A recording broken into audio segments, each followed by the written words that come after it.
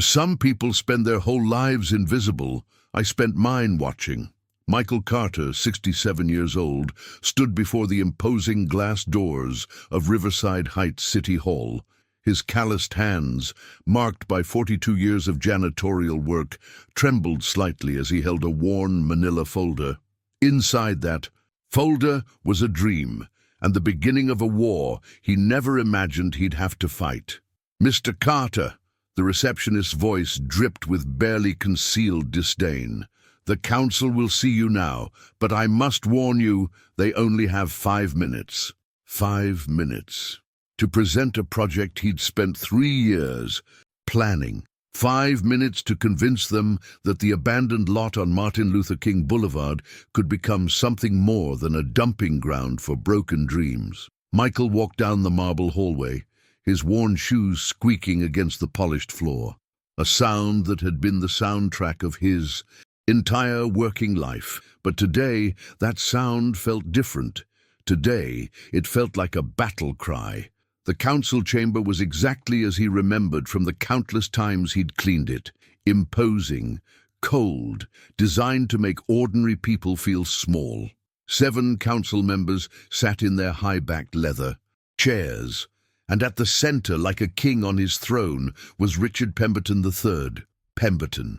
The name alone was enough to make Michael's jaw clench. 52 years old, third-generation politician, with a smile that never quite reached his ice-blue eyes. He was the kind of man who shook your hand while calculating how to stab you in the back. "Mr. Carter," Pemberton's voice oozed false warmth, "we're all very curious about your proposal. A community center, is it? How quaint." The other council members chuckled. It was the kind of laughter that wasn't meant to be funny. It was meant to humiliate. Michael opened his folder with steady hands. He wouldn't give them the satisfaction of seeing him nervous. "Honorable council members," he began, his deep voice filling the chamber. "For 42 years, I cleaned the floors of this city's most important buildings. Banks, law firms, government, offices.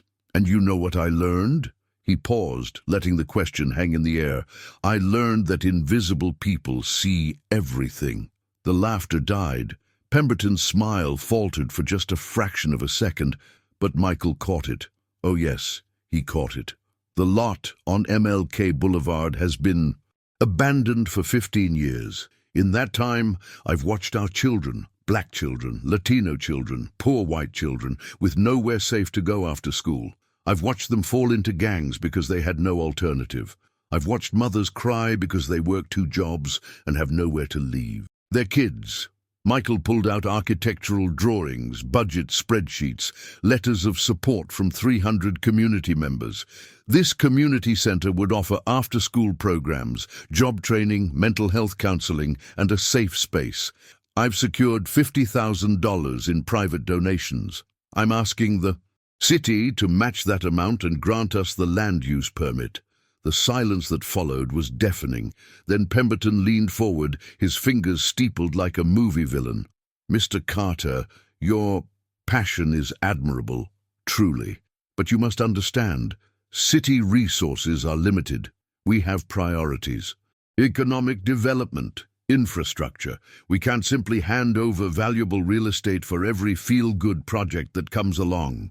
"Valuable real estate," Michael's voice sharpened.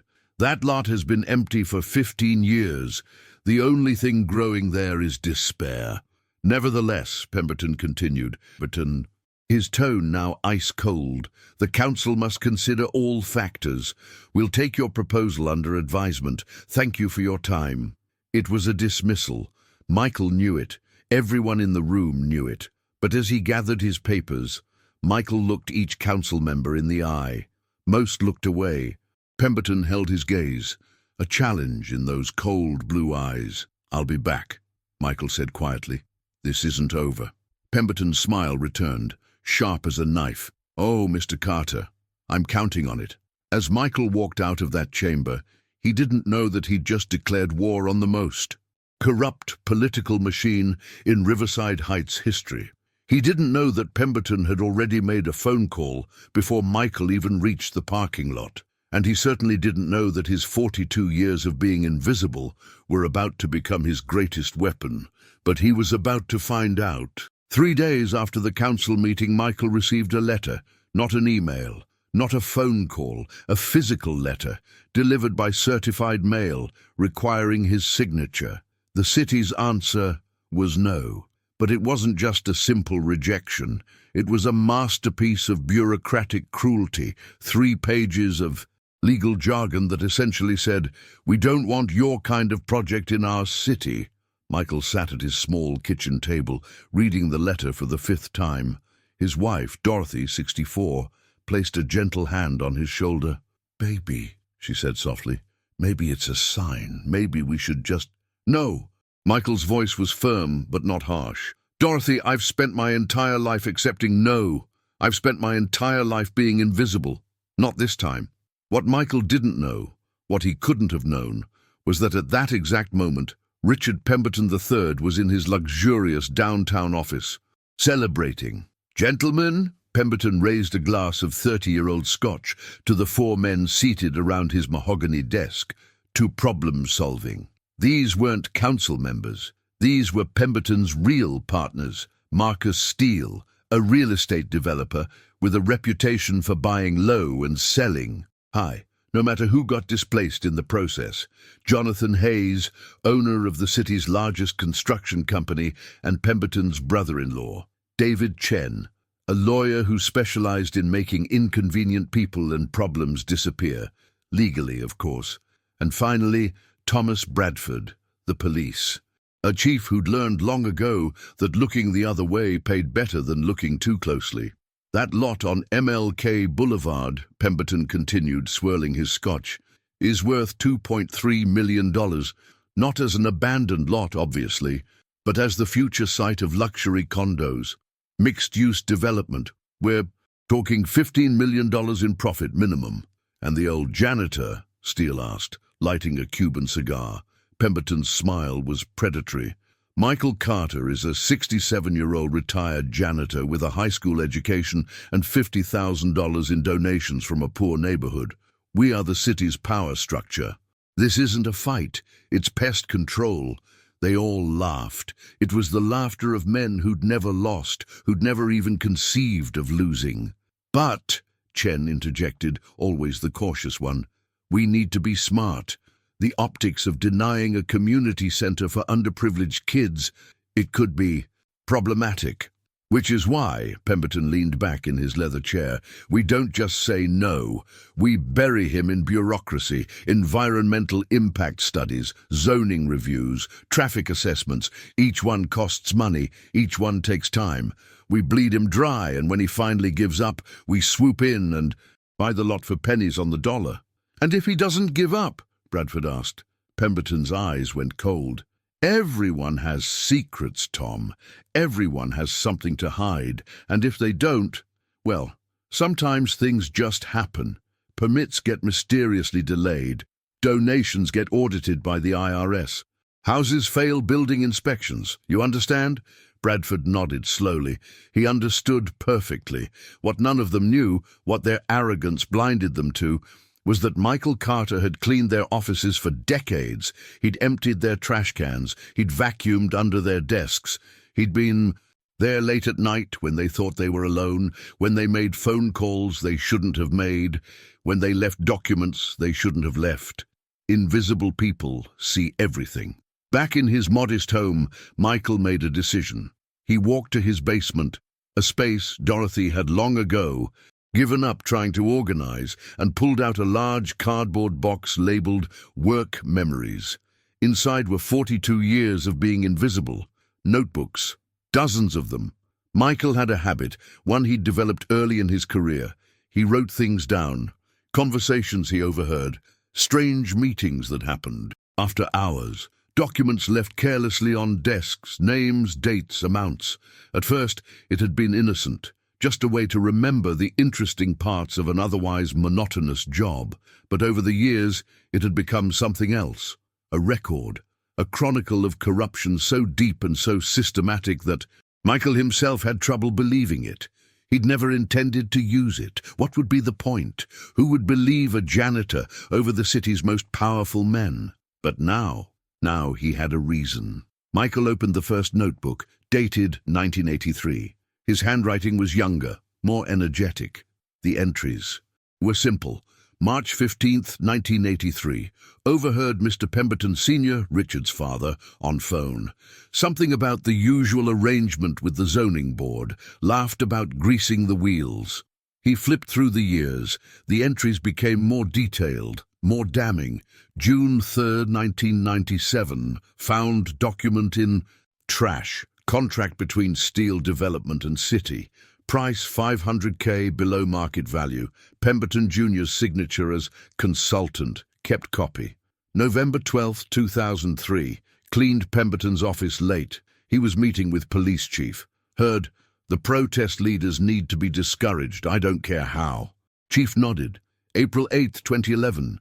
Hayes Construction awarded $3 million city contract. Same day, saw Hayes hand Pemberton envelope in parking garage. Pemberton didn't count it, just smiled and said, pleasure doing business.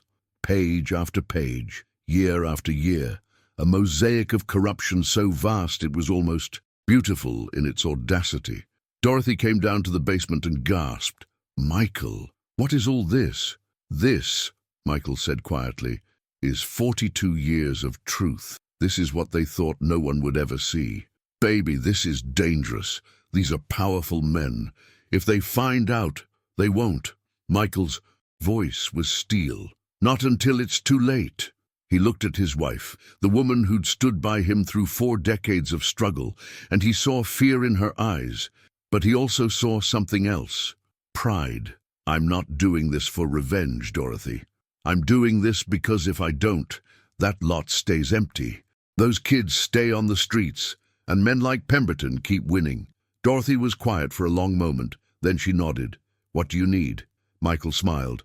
A scanner, a computer, and someone who knows how to use the internet better than a 67-year-old janitor. Dorothy pulled out her phone. I'll call Marcus. Marcus Carter, 32, was Michael's grandson. Computer science degree from State University, worked in IT for a tech company downtown. He'd been trying to get his grandfather to embrace technology for years. He was about to get his wish, just not the way he'd imagined. 2 hours. Later, Marcus stood in the basement, his eyes wide as he flipped through the notebooks. Grandpa, this is insane. This is decades of evidence. Do you know what you have here? I know what I have, Michael said calmly. The question is, what can we do with it? Marcus's mind was already racing. We digitize everything. We create a database. We cross-reference names, dates, amounts. We build a timeline. And then? Dorothy asked. Marcus looked at his grandfather with newfound respect. And then we burn their whole world down. The next 6 weeks were a masterclass in patience and precision. Michael's basement became a war room. Marcus set up 3 monitors, a high-speed scanner, and enough external hard drives to store a small library. Every night after Dorothy went to bed, grandfather and grandson worked. Scan, digitize, categorize, cross-reference. What emerged was breathtaking in its scope. A corruption network spanning 4 decades, 3 generations of the Pemberton family, and dozens of city officials, contractors, and business owners. Grandpa? Marcus said one night, his face illuminated by the blue glow of his screens. This isn't just about your community center. This is about millions of dollars. This is about an entire city being run like a criminal enterprise. Michael nodded slowly. He'd known it was bad. He hadn't known it was this bad. But while they worked in secret, Pemberton's machine was working in the open.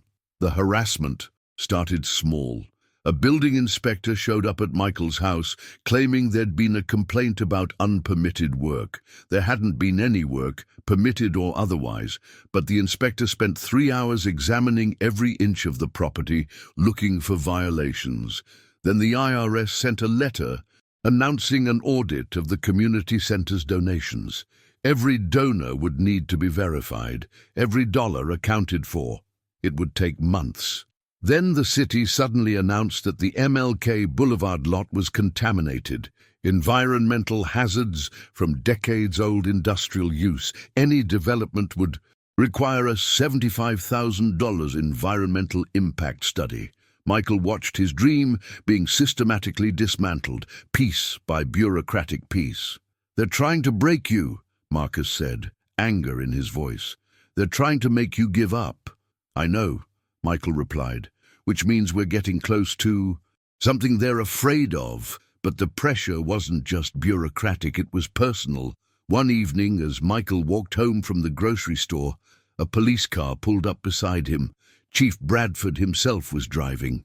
"Michael Carter," Bradford said, his voice friendly but his eyes cold. "Haven't seen you in a while. How's retirement treating you?" "Just fine, Chief." "Good, good. You know, I've been hearing your name a lot lately. This community center thing.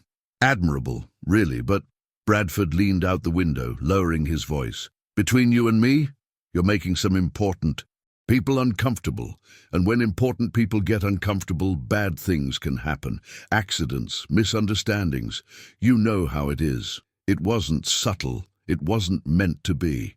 "Is that a threat, Chief?" Bradford smiled. "Threat? No, just friendly advice, from one old-timer to another. Sometimes it's better to know when to fold.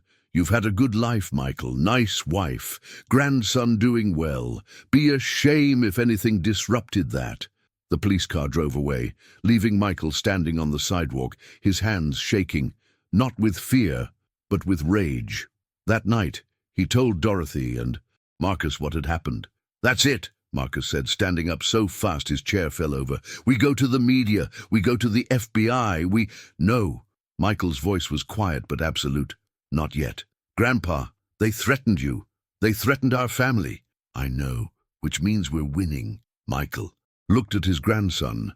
"Marcus, if we go now with what we have, they'll bury it. They'll call it the ramblings of a disgruntled old man. They'll discredit us before we even begin. We need more.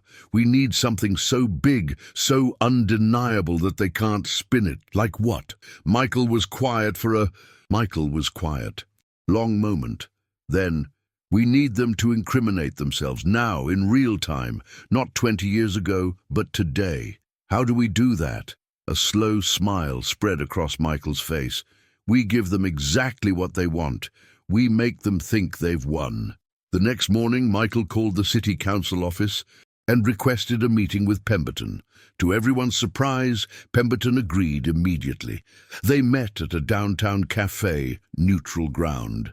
Pemberton arrived in a $3,000 suit, radiating confidence.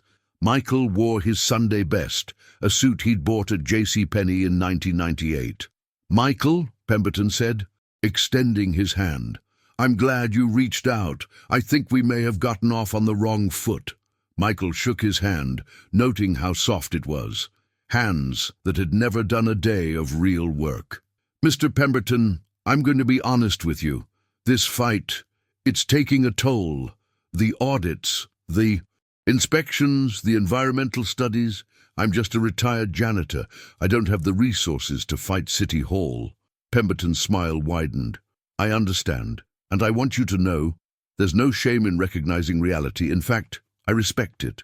So I'm here to ask, is there any way we can work together? Maybe a smaller project? Different location?" Pemberton leaned back, victory in his eyes. "Michael, I think we can definitely find a solution. In fact, I have a proposal. What if the city gave you $25,000 for a youth program? Something that could operate out of an existing facility. You'd still be helping kids, just differently." It was a payoff, a bribe dressed up as compromise. "That's generous," Michael said carefully. "Of course, we'd need you to withdraw your application for the MLK lot, and perhaps sign a statement saying the city has been cooperative and supportive, just to clear the air, you understand." "I understand perfectly." What Pemberton didn't know was that Marcus was sitting 3 tables away, laptop open, looking like any other remote worker. And the pen in Michael's shirt pocket wasn't a pen, it was a recording device, state-of-the-art, courtesy of Marcus's tech connections. "So we have a deal?" Pemberton extended his hand again. Michael looked at that hand, soft, manicured, the hand of a man who'd never struggled for anything in his life. "Mr. Pemberton, I have one question. Why? Why fight so hard against a community center? What's really going on with that lot?" Pemberton's mask slipped for just a second, then he laughed. "Michael, you're a smart man. Smarter than I gave you credit for. So I'll be straight with you. Off the record, of course. Of course. That lot is worth millions. Not as a community center, but as luxury. Development. My associates and I have plans, big plans, and your little project, it's in the way. So we're offering you a graceful exit. Take the money. Help some kids. Everyone wins. Except the community that needs that center." Pemberton's eyes went cold. "The community will get what we decide to give them. That's how the world works, Michael. People like me make the decisions. People like you, well, you clean up after us. That's the natural order." There it was. The contempt, the arrogance, the absolute certainty that he was untouchable. Michael stood up slowly. "Thank you for your honesty, Mr. Pemberton. It's been enlightening." "So we have a deal?" Michael smiled. "We have something, but it's not a deal." He walked out of the cafe, leaving Pemberton confused and slightly unsettled. 3 tables away, Marcus closed his laptop. The entire conversation recorded, backed up to 3 different cloud servers. That night in the basement war room, they listened to the recording again. "It's good," Marcus said. "But is it enough?" "Not yet," Michael replied. "We need the money trail. We need to connect Pemberton to Steele, to Hayes, to all of them. We need to show the pattern." "How do we do that?" Michael pulled out one of his oldest notebooks from 1985. "We go back to the beginning. Every corrupt deal leaves a paper trail. We just need to know where to look." "Grandpa, some of these deals are 40 years old. The records might not even exist anymore." "Oh, they exist," Michael said with certainty. "Men like Pemberton keep records, insurance policies, in case their partners turn on them. We just need to find where they're kept." "And how do we do that?" Michael's smile was almost mischievous. "The same way I've done everything for 42 years. I become invisible." The plan was audacious, some might say insane. But Michael had spent 42 years studying these men, learning their patterns, understanding their arrogance. And arrogance, he knew, was the greatest vulnerability of all. "Let me get this straight," Dorothy said, her voice tight with worry. "You want to break into Richard Pemberton's office?" "Not break in," Michael corrected gently. "Walk in. There's a difference." They were sitting around the kitchen table, Michael, Dorothy, Marcus, and 2 new additions to their team. Janice Williams, 58, who'd worked as a paralegal for 30 years, before retiring, and Tommy Rodriguez, 45, a former investigative journalist who'd been forced out of the local newspaper after writing 1 too many articles about city corruption. "Michael," Tommy said, leaning forward, "I've been trying to nail Pemberton for 15 years. I've lost jobs over it, if you really have what you say you have." "I do," Michael said simply, "but we need more. We need the current deals, the active corruption. Otherwise, they'll claim it's all ancient history." Janice, ever practical, pulled out a legal pad. "Okay, let's think this through. Pemberton's office is in the Riverside Tower, 15th floor. Security in the lobby, cameras everywhere, keycard access after 6 p.m. Which is why," Michael said, "we don't go after 6 p.m. We go during business hours, when the building is full of people, when one more face won't be noticed." Marcus caught on first. "The invisibility principle. You're going to walk in like you belong there." "Exactly. I cleaned that building for 15 years. I know every floor, every office, every security guard's name. To them, I'm not a threat. I'm just old Mike, the janitor." "Former janitor," Dorothy corrected, worry in her voice. "They don't know I'm retired. The building has high turnover. The current guards are young. They see an old black man in work clothes with a cleaning cart. They don't see a person. They see furniture." The bitterness in his voice was palpable, but so was the determination. "So you walk in," Tommy said, thinking it through. "Then what? You can't just stroll into Pemberton's office and start rifling through files." "No," Michael agreed, "but I can clean it. Wednesday nights, Pemberton has dinner with the mayor. Same restaurant, same time every week. He's gone from 7 to 10 p.m. His secretary leaves at 6. That gives me a 4-hour window. The cameras, Janice pointed out. Marcus smiled.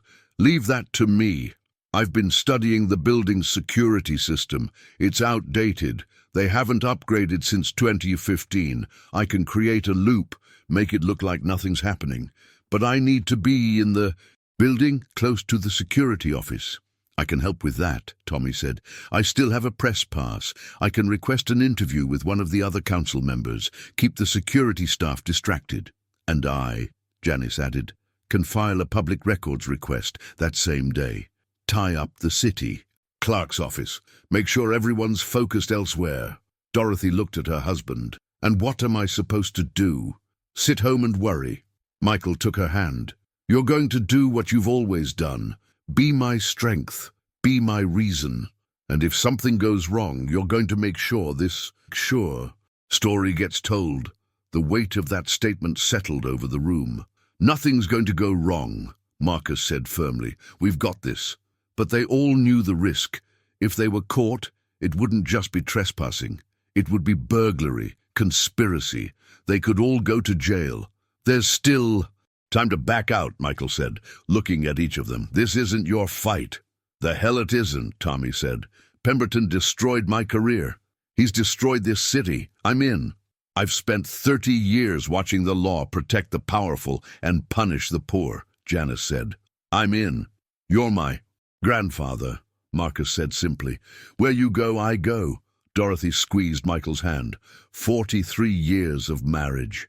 You think I'm going to let you have an adventure without me? I'm in. Michael felt tears prick his eyes. For 42 years, he'd been invisible. Now, surrounded by these people, he'd never felt more seen. The next week was spent in meticulous preparation. Marcus mapped out the building's security system, identifying blind spots and vulnerabilities. Tommy cultivated his distraction strategy, setting up an interview with Councilwoman Sarah Martinez for Wednesday at 7:30 p.m. Janice filed her public records request, asking for decades of zoning decisions, a request so broad it would take the clerk's office days to process. And Michael went shopping. At a uniform supply store, he bought the exact outfit he'd worn for 42 years, navy blue work pants, light blue shirt, black steel-toed boots. At a janitorial supply company, he rented a cleaning cart, complete with mop, bucket and supplies. Bringing back memories? The rental clerk asked. You have no idea, Michael replied. Wednesday arrived with agonizing slowness. Michael spent the day reviewing the plan, checking and rechecking every detail. Dorothy made his favorite meal, pot roast with potatoes, but neither of them could eat much. At 6 p.m., Michael put on his uniform. It fit like a second skin, muscle memory from 4 decades of wear. He looked at himself in the mirror and saw a ghost, the man he used to be, the invisible man. You look good, Dorothy said softly. I look old. You look determined. She adjusted his collar, a gesture she'd done 10,000 times before. You come back to me, Michael Carter, you hear me? I hear you. At 6:45 p.m., Michael pulled up to the Riverside Tower in his old pickup truck. The building loomed above him, glass and steel, a monument to power and money. He grabbed his cleaning cart from the truck bed and wheeled it toward the entrance. The security guard at the desk was young, maybe 25, scrolling through his phone. He barely looked up as Michael approached. Evening, Michael said, his voice carrying the weary tone of a man at the end of a long shift. Evening, the guard replied, not even making eye contact. Sign in? Michael signed the log. Mike Johnson, Apex Cleaning Services. A fake name. A fake company. The guard didn't check. Why would he? Just another janitor. 15th floor, the guard asked, still looking at his phone. 15th floor, Michael confirmed. The guard waved him through. Just like that, he was in. Michael wheeled his cart to the elevator, his heart pounding so hard he was sure everyone could hear it. But no one looked at him. A woman in a business suit rushed past, talking on her phone.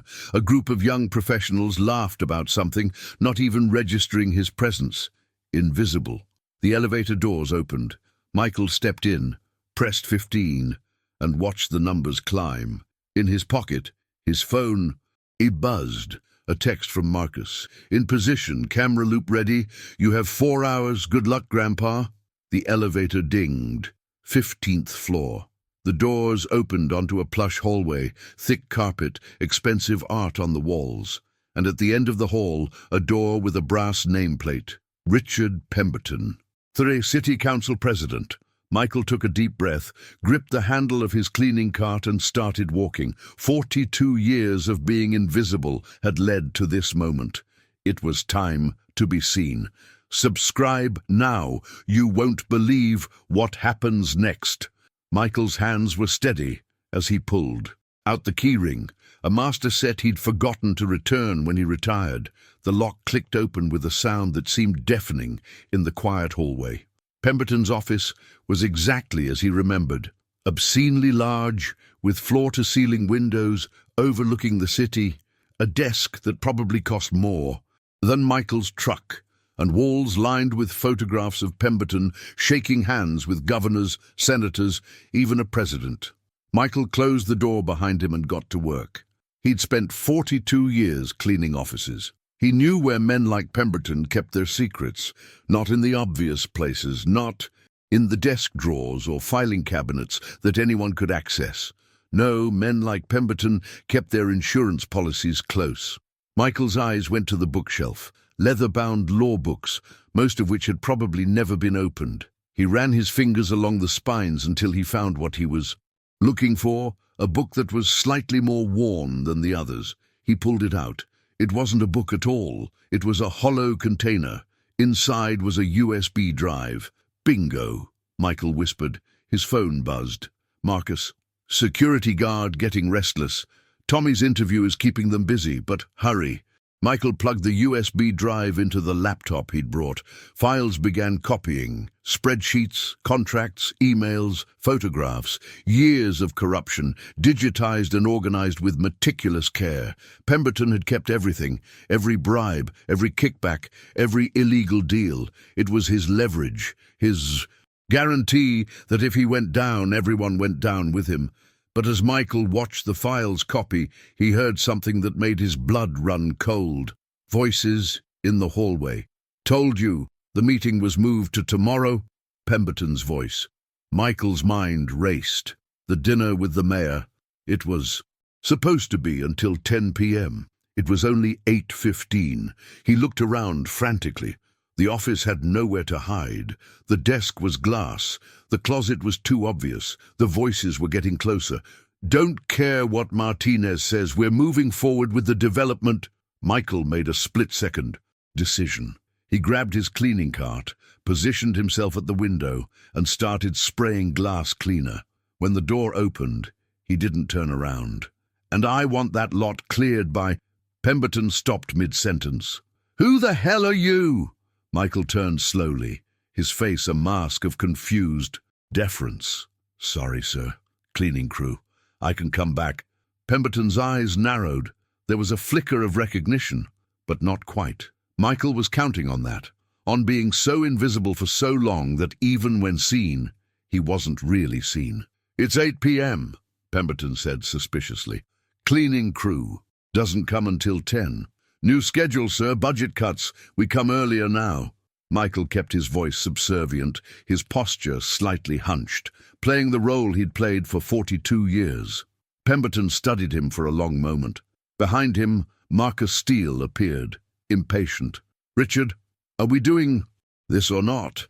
I have another meeting at 9. Pemberton waved dismissively at Michael. Fine. Clean the windows, but make it quick. Michael nodded, turned back to the window, and continued spraying. Behind him, he could hear Pemberton and Steele settling into the leather chairs, pulling out documents. And they started talking. The Carter situation, Steele said. Is it handled? Completely. The old fool came to me, practically begging for a compromise. I offered him $25,000 to go away. He'll take it. You're sure? Marcus, I've been doing this for 30 years. I know how to handle people like him. Give them just enough to feel like they won, and they disappear. Michael's jaw clenched, but he kept cleaning, kept his back turned. And the lot? Steele continued. We'll have the environmental study completed in 2 weeks. It'll show minimal contamination, easily remediated. Then we push through the rezoning, and the land is ours for $300,000. We flip it to your development company for $2 million. You build your luxury condos, we all make a fortune. What about the community pushback? Pemberton laughed. What community? These people don't vote. They don't organize. They complain. But they don't act. And even if they did, we control the council, the zoning board, and the police chief. We're untouchable. Michael's phone was in his pocket, recording every word. Speaking of Bradford, Steele said, he's getting nervous, wants more money. Then we give it to him. A nervous police chief is a liability. Besides, we're making millions. What's another $50,000 to keep him happy? They talked for another 20 minutes, laying out their entire scheme with the casual confidence of men who'd never faced consequences. They talked about bribes, about manipulated bids, about city, contracts awarded to friends and family. They talked about everything, and Michael recorded it all. Finally, Steele stood up. All right, I need to go. We'll finalize everything next week. Absolutely. This time next month we'll be celebrating. They shook hands and walked toward the door. Pemberton paused, looking back at Michael. You, janitor. What's your name? Michael's heart stopped. This was it. The moment of recognition. Johnson, sir. Mike Johnson. Pemberton stared at him for a long moment. Then he shrugged. Well, Mike Johnson, make sure those windows are spotless. I have a reputation to maintain. Yes, sir. The door closed. Michael waited, counting to 100, before he allowed himself to breathe. His phone buzzed. Marcus. Grandpa, you okay?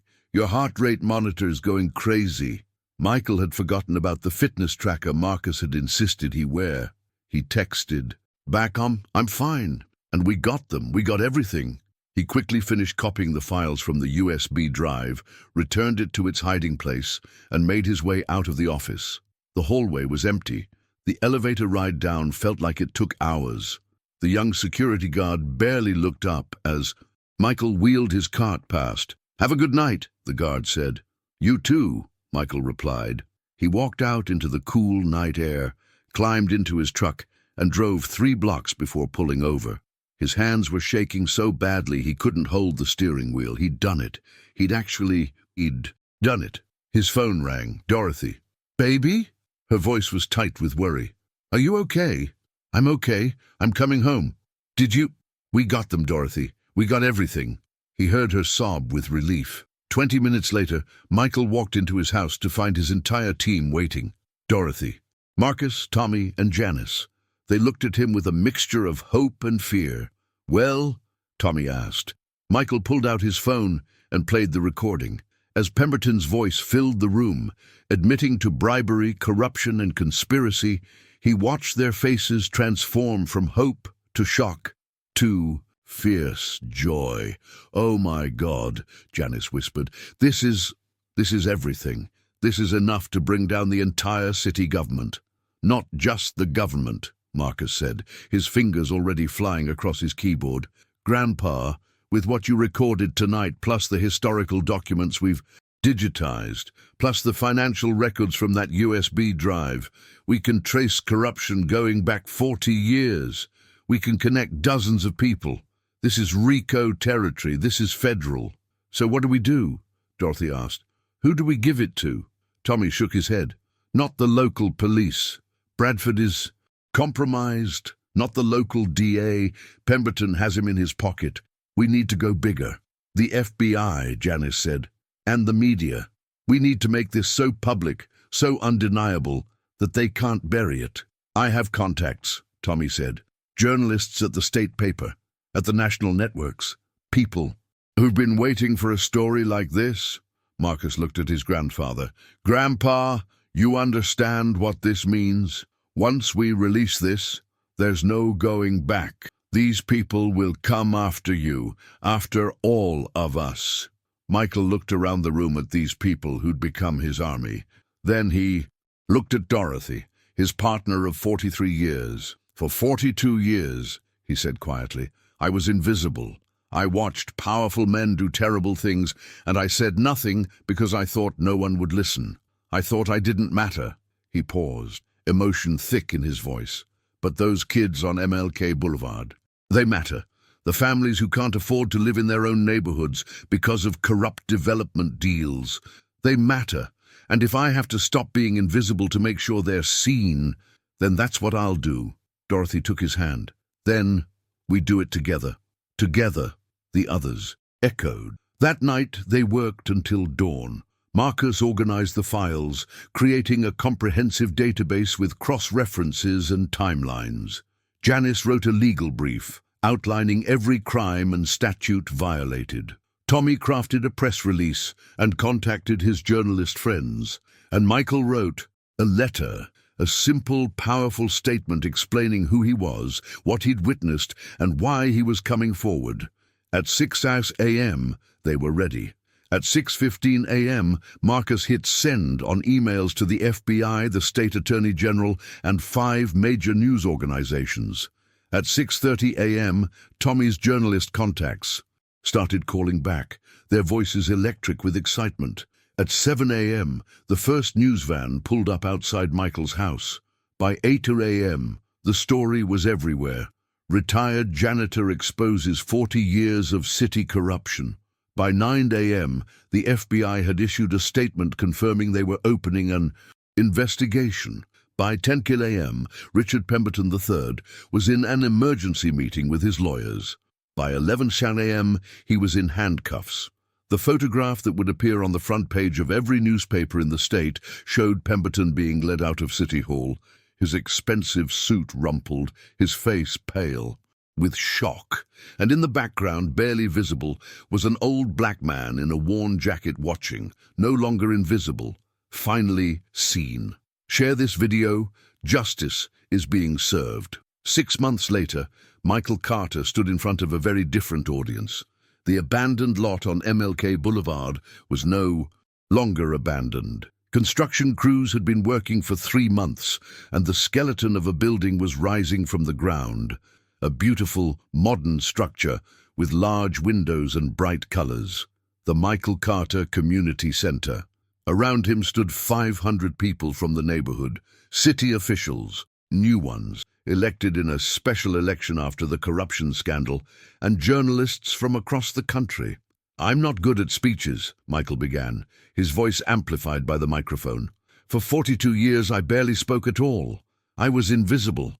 And I thought that was just how the world worked. Some people matter and some people don't." He paused, looking out at the crowd. He saw Dorothy, tears streaming down her face. He saw Marcus, grinning with pride. He saw Tommy and Janice, who'd become like family. But I learned something. Being invisible isn't a weakness. It's a superpower. Because when people don't see you, they forget to hide their true selves. They forget to be careful. They forget that the person cleaning their floor might be paying attention. Laughter rippled through the crowd. Richard Pemberton and his friends thought they were untouchable. They thought that power and money made them invincible. But they forgot something important. Every empire is built on the backs of invisible people. And when those invisible people decide to be seen, empires fall. The crowd erupted in applause. This community center isn't just a building. It's proof that one person can make a difference, that it's never too late to fight for what's right, that being underestimated is sometimes the greatest advantage you can have. He looked at the young faces in the crowd, children who would use this center, who would have a safe place to learn and grow. To every young person here, don't let anyone make you invisible. Don't let anyone tell you that you don't matter. Your voice matters. Your dreams matter. You matter. More applause, louder now. And to everyone who's ever felt powerless, who's ever thought they couldn't change anything, you're wrong. Change doesn't always come from the powerful. Sometimes it comes from the janitor who paid attention. Sometimes it comes from the grandmother who refused to give up. Sometimes it comes from ordinary people who decide to do extraordinary things. Michael's voice grew stronger, more passionate. They tried to silence me with bureaucracy. They tried to intimidate me with threats. They tried to buy me off with money, but they couldn't silence 42 years of truth. They couldn't intimidate a man who'd already spent his life being invisible. And they couldn't buy a dream that wasn't for sale. The crowd was on its feet now, cheering. This center will open in 3 months. It will serve 500 children a year. It will offer job training, mental health counseling, after-school programs, and a safe space for families. It will be funded by the $8 million in seized assets from Pemberton's corruption. Money that was stolen from this community now returned to it. He smiled, a wide, genuine smile. They thought they could bury us. They didn't know we were seeds. The applause was deafening. Later, after the ceremony, after the interviews, after the handshakes and congratulations, Michael sat on his porch with Dorothy, watching the sunset. "You did it," she said softly. "You really did it."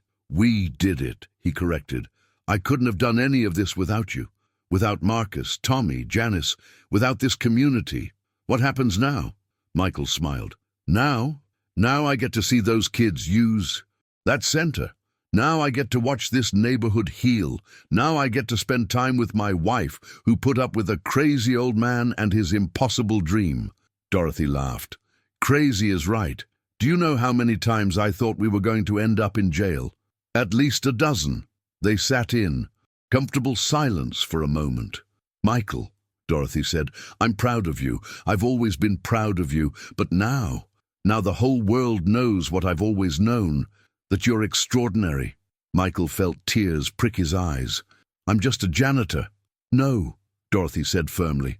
"You're the man who brought down an empire.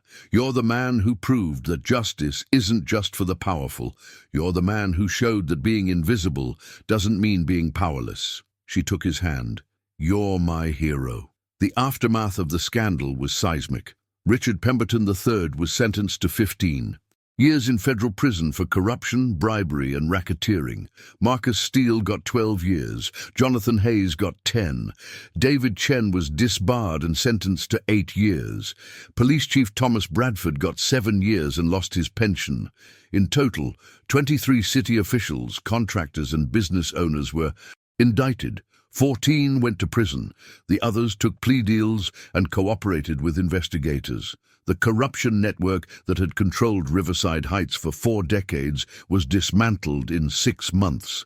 A special election brought in a new city council, including Sarah Martinez as the new council president, a former teacher who'd spent 20 years fighting for her community.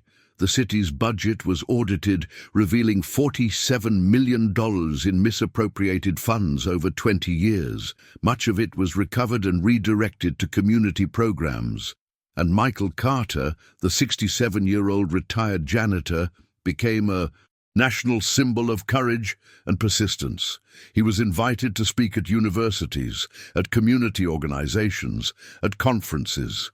He always said the same thing: pay attention. Speak up. Never accept that injustice is just how things are. His story was optioned for a movie. He donated the money to create a scholarship fund for underprivileged students. He wrote a book, The Invisible Witness, which became a bestseller. Again, he donated the proceeds to community programs. But his favorite moments weren't the speeches or the accolades. They were the afternoons he spent at the Michael Carter Community Center, watching children play basketball, helping teenagers with their homework, talking to parents about their dreams. One day, a young girl approached him. She was maybe 10 years old, with bright eyes and a shy smile. "Mr. Carter," she said, "my teacher told us your story about how you were invisible, and then you weren't." "That's right," Michael said, kneeling down to her level. "I feel invisible sometimes," she said quietly. "At school, at home, like nobody sees me." Michael's heart broke a little. He knew that feeling so well. "Can I tell you a secret?" he said. She nodded. Being invisible isn't always bad. When you're invisible, you see things other people miss. You understand things other people don't. You develop a superpower, the power of observation, of patience, of knowing when to act. Really, really. But here's the important part. You get to choose when to be invisible and when to be seen. You have that power. And when you decide to be seen, when you decide to speak up, when you decide to act, that's when you change the world. The little girl thought about this. Then she smiled. I'm going to change the world someday. I believe you, Michael said. And when you do, I'll be cheering for you. She hugged him and ran off to join her friends. Dorothy, who'd been watching, came over and put her arm around her husband. You know what the best part of all this is? She said. What's that? For 42 years, you cleaned up other people's messes. Now you've cleaned up the biggest mess of all, and you've made space for something beautiful to grow. Michael looked at the community center, at the children playing, at the families gathering, at the hope that was blooming where despair had once lived. Yeah, he said softly. I guess I did. Epilogue, the lesson. Michael Carter's story teaches us several profound truths. 1. Invisibility can be power. Being underestimated, being overlooked, being dismissed. These aren't always weaknesses. Sometimes they're strategic advantages. When people don't see you as a threat, they reveal their true selves. 2. Documentation is revolution. Michael didn't just witness corruption. He recorded it. He created a paper trail that couldn't be denied. In a world where the powerful control the narrative, evidence is rebellion. 3. Patience is a weapon. Michael waited 42 years. He didn't act impulsively. He built his case methodically, carefully, until it was unassailable. Sometimes the long game is the only game worth playing. 4. Community is strength. Michael didn't do this alone. He had Dorothy, Marcus, Tommy, Janice, and an entire community behind him. Individual courage is important, but collective action is unstoppable. 5. It's never too late. At 67, Michael could have accepted defeat. He could have said he was too old, too tired, too powerless. Instead, he proved that age is just a number and that it's never too late to fight for justice. 6. The system protects itself, but it's not invincible. Pemberton's network seemed untouchable because it was designed to be. But every system has vulnerabilities. Every empire has cracks. You just have to be patient enough to find them. 7. Your story matters. Michael was just a janitor, but his story inspired millions. Your background, your education, your social status, none of that determines your worth or your potential impact. The most powerful lesson of all: one person, armed with truth and courage, can bring down an empire. Michael Carter spent 42 years being invisible, but when he finally chose to be seen, he changed everything. The question is, what will you do with your invisibility? What truths are you witnessing? What injustices are you documenting? What empire needs to fall? Because somewhere, right now, there's another Michael Carter, another invisible person who's paying attention, who's taking notes, who's waiting for the right moment.